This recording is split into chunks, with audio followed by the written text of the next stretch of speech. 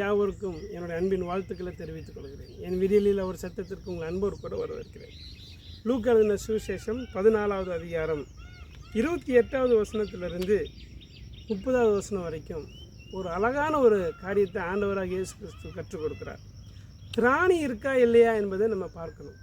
ஒரு கோபுரத்தை கட்டுறதா இருந்தாலும், ஒரு வீட்டை கட்டுறதா இருந்தாலும், ஒரு காரியத்தை செய்வதாக இருந்தாலும், ஒரு பிஸ்னஸ் தொடங்குறதா இருந்தாலும், அல்லது நீங்கள் ஒரு புதிய ஒரு தொழிலை நீங்கள் ஆரம்பிக்கிறதா இருந்தாலும், எனக்கு அதுக்கு திராணி இருக்கா, என்னால் அதை செய்ய முடியுமா, என்னோடய வருமானம் என்ன, என்னோடய கையிருப்பு என்ன, இவர்கள் எல்லாவற்றையும் நீங்களும் நானும் சிந்தித்து அதை அறிந்து அதுக்கேற்றபடி கணக்கு பார்க்க கடவுள் என்று வேதம் சொல்கிறது.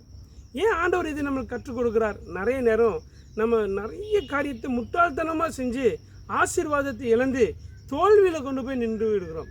அப்படி நம்ம செய்ய வேண்டாங்க. கர்த்தர் நமக்கு ஞானத்தை தந்திருக்கிறார். God bless you. ஆமென்.